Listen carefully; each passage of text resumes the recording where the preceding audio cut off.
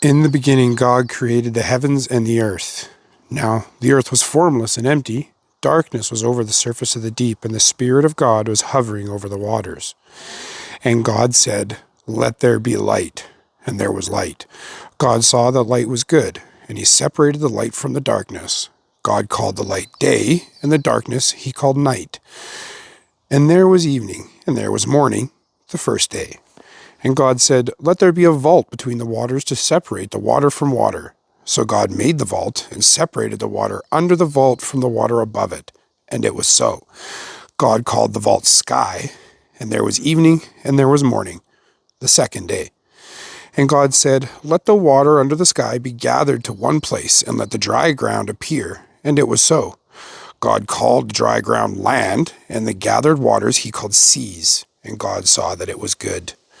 Then God said, "Let the land produce vegetation, seed-bearing plants and trees on the land that bear fruit with seed in it, according to their various kinds." And it was so.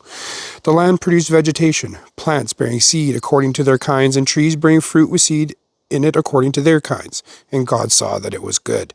And there was evening, and there was morning, the third day. And God said, "Let there be lights in the vault of the sky to separate the day from the night, and let them serve as signs to mark sacred times and days and years, and let them be lights in the vault of the sky to give light on the earth." And it was so. God made two great lights, the greater light to govern the day and the lesser light to govern the night. He also made the stars. God set them in the vault of the sky to give the light to the earth, to govern the day and the night, and to separate light from darkness. And God saw that it was good. And there was evening, and there was morning, the fourth day. And God said, "Let the water teem with living creatures, and let birds fly above the earth across the vault of the sky." So God created the great creatures of the sea, and every living thing with which the water teems and that moves about in it according to their kinds, and every winged bird according to its kind. And God saw that it was good. God blessed them and said, "Be fruitful and increase in number, and fill the water in the seas, and let the birds increase on the earth." And there was evening, and there was morning, the fifth day. And God said, "Let the land produce living creatures according to their kinds, the livestock, the creatures that move along the ground, and the wild animals, each according to its kind." And it was so. God made the wild animals according to their kinds, the livestock according to their kinds, and all the creatures that move along the ground according to their kinds. And God saw that it was good. Then God said, "Let us make mankind in our image, in our likeness, so that they may rule over the fish in the sea, and the birds in the sky, over the livestock and all the wild animals, and over all the creatures that move along the ground." So God created mankind in his own image. In the image of God he created them, male and female he created them. God blessed them and said to them, "Be fruitful and increase in number, fill the earth and subdue it. Rule over the fish in the sea and the birds in the sea, in the sky, and over every living creature that moves on the ground." Then God said, "I give you every seed-bearing plant on the face of the whole earth, and every tree that has fruit with seed in it. They will be yours for food. And to all the beasts of the earth, and all the birds in the sky, and all the creatures that move along the ground, everything that has the breath of life in it, I give every green plant for food." And it was so. God saw all that he had made, and it was very good. And there was evening, and there was morning, the sixth day. Thus the heavens and the earth were completed in all their vast array. By the seventh day God had finished the work he had been doing, so on the seventh day he rested from all his work. Then God blessed the seventh day and made it holy, because on it he rested from all the work of creating he had done. This is the account of the heavens and the earth when they were created, when the Lord God made the earth and the heavens. Now no shrub had yet appeared on the earth, and no plant had yet sprung up, for the Lord God had not sent rain on the earth, and there was no one to work the ground. But streams came up from the earth and watered the whole surface of the ground. Then the Lord God formed a man from the dust of the ground, and breathed into his nostrils the breath of life, and the man became a living being. Now the Lord God had planted a garden in the east, in Eden, and there he put the man he had formed.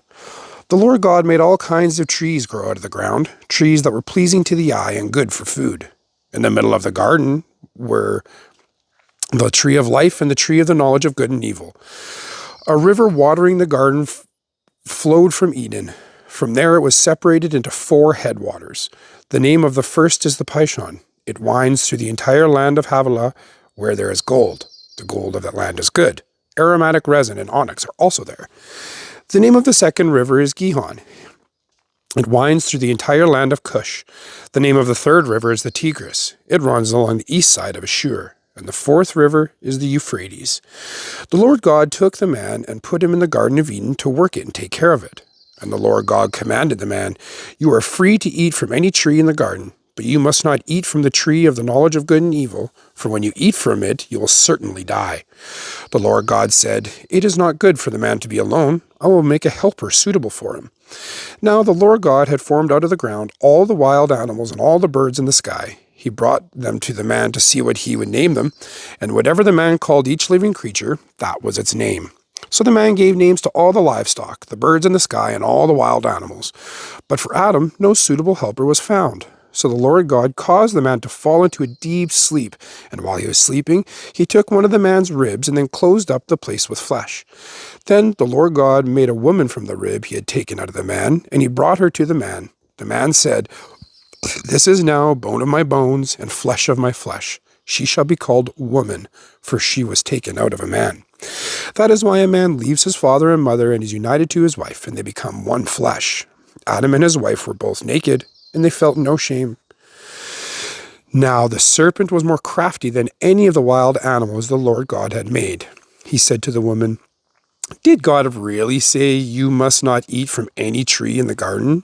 The woman said to the serpent, "We may eat fruit from the trees in the garden, but God did say, 'You must not eat fruit from the tree that is in the middle of the garden, and you must not touch it, or you will die.'" "You will certainly not die," the serpent said to the woman, "for God knows that when you eat from it, your eyes will be opened, and you will be like God, knowing good and evil." When the woman saw that the fruit of the tree was good for food and pleasing to the eye, and also desirable for gaining wisdom, she took some and ate it. She also gave some to her husband who was with her, and he ate it. Then the eyes of both of them were opened, and they realized they were naked. So they sewed fig leaves together and made coverings for themselves. Then the man and his wife heard the sound of the Lord God as he was walking in the garden in the cool of the day, and they hid from the Lord God among the trees of the garden. But the Lord God called to the man, "Where are you?" He answered, "I heard you in the garden, and I was afraid because I was naked, so I hid." And he said, "Who told you that you were naked? Have you eaten from the tree that I commanded you not to eat from?" The man said, "The woman you put here with me, she gave me some of the fruit from the tree, and I ate it." Then the Lord God said to the woman, "What is this you have done?" The woman said, "The serpent deceived me, and I ate." So the Lord God said to the serpent, "Because you have done this, cursed are you above all livestock and all wild animals. You will crawl on your belly, and you will eat dust all the days of your life. And I will put enmity between you and the woman, and between your offspring and hers. He will crush your head, and you will strike his heel." To the woman he said, "I will make your pains in childbearing very severe. With painful labor you will give birth to children. Your desire will be for your household, or for your husband, and he will rule over you."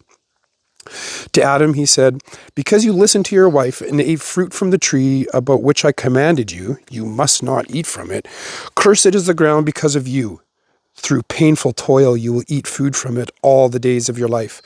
It will produce thorns and thistles for you, and you will eat the plants of the field.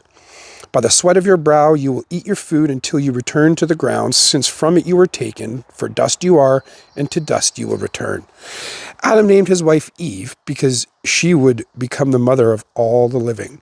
The Lord God made garments of skin for Adam and his wife and clothed them. And the Lord God said, "The man has now become like one of us, knowing good and evil. He must not be allowed to reach out his hand and take also from the tree of life and eat and live forever." So the Lord God banished him from the Garden of Eden to work the ground from which he had been taken. After he drove the man out, he placed on the east side of the Garden of Eden cherubim and a flaming sword flashing back and forth to guard the way to the tree of life. Adam made love to his wife Eve, and she became pregnant and gave birth to Cain. She said, "With the help of the Lord I have brought forth a man." Later she gave birth to his brother Abel. Now Abel kept flocks and Cain worked the soil. In the course of time, Cain brought some of the fruits of the soil as an offering to the Lord, and Abel also brought an offering, fat portions from some of the firstborn of his flock. The Lord looked with favor on Abel and his offering, but on Cain and his offering he did not look with favor. So Cain was very angry, and his face was downcast. Then the Lord said to Cain, "Why are you angry? Why is your face downcast? If you do what is right, will you not be accepted? But if you do not do what is right, sin is crouching at your door. It desires to have you, but you must rule over it."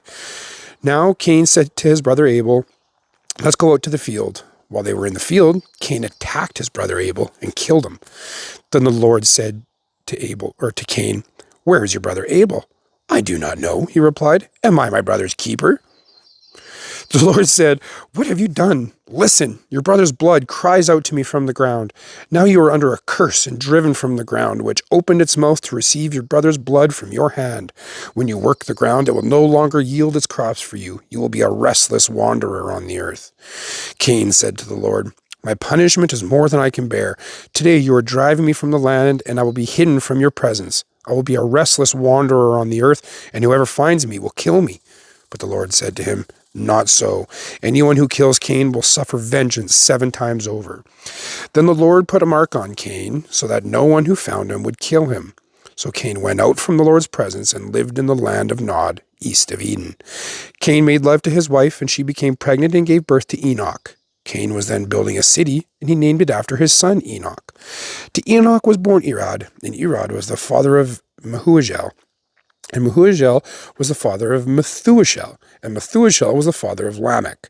Lamech married 2 women, one named Ada and the other named Zillah. Ada gave birth to Jabal. He was the father of those who live in tents and raise livestock. His brother's name was Jubal. He was the father of all who play stringed instruments and pipes. Zillah also had a son, Tubal-Cain, who forged all kinds of tools out of bronze and iron. Tubal-Cain's sister was Naamah. Lamech said to his wives, "Ada and Zillah, listen to me. Wives of Lamech, hear my words. I have killed a man for wounding me, a young man for injuring me. If Cain is avenged 7 times, then Lamech 77 times. Adam made love to his wife again, and she gave birth to a son and named him Seth, saying, "God has granted me another child in place of Abel, since Cain killed him." Seth also had a son, and he named him Enosh. At that time, people began to call on the name of the Lord. This is the written account of Adam's family line. When God created mankind, he made them in the likeness of God. He created them male and female and blessed them. And he named them mankind when they were created. When Adam had lived 130 years, he had a son in his own likeness, in his own image, and he named him Seth. After Seth was born, Adam lived 800 years and had other sons and daughters. Altogether, Adam lived a total of 930 years, and then he died. When Seth had lived 105 years, he became the father of Enosh. After he became the father of Enosh, Seth lived 807 years and had other sons and daughters. Altogether, Seth lived a total of 912 years, and then he died. When Enosh had lived 90 years, he became the father of Kenan. After he became the father of Kenan, Enosh lived 815 years and had other sons and daughters. Altogether, Enosh lived a total of 905 years, and then he died. When Kenan had lived 70 years, he became the father of Mahalalel. After he became the father of Mahalalel, Kenan lived 840 years and had other sons and daughters. Altogether, Kenan lived a total of 910 years, and then he died. When Mahalalel had lived 65 years, he became the father of Jared. After he became the father of Jared, Mahalalel lived 830 years and had other sons and daughters. Altogether, Mahalalel lived a total of 895 years, and then he died. When Jared had lived 162 years, he became the father of Enoch. After he became the father of Enoch, Jared lived 800 years and had other sons and daughters. Altogether, Jared lived a total of 962 years, and then he died. When Enoch had lived 65 years, he became the father of Methuselah. After he became the father of Methuselah, Enoch walked faithfully with God 300 years and had other sons and daughters. Altogether, Enoch lived a total of 365 years. Enoch walked faithfully with God. Then he was no more, because God took him away. When Methuselah had lived 187 years, he became the father of Lamech. After he became the father of Lamech, Methuselah lived 782 years and had other sons and daughters. Altogether, Methuselah lived a total of 969 years, and then he died. When Lamech had lived 182 years, He had a son. He named him Noah and said, "He will comfort us in the labor and painful toil of our hands caused by the ground the Lord has cursed."